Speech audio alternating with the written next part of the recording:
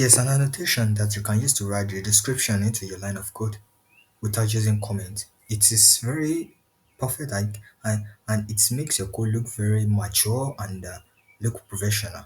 So as a professionalist in Java development, you should have the ability to do this kind of things too. So let me show you how to use it with the annotation in Java. So with this, you say this, and you write description, also description. Then you put it, you take its parameter. The parameter is the description that you want to put in. So you pass the argument and you write anything you want to. Hello, this is my description. It's even take next line, so you put next line anyone you want to read. Hello, this is next line. So you can use this to write a description about what you are doing in your code out of the method or the class. This actually makes sense because it's lets other developer understand what you're writing instead of using comments. Thank you.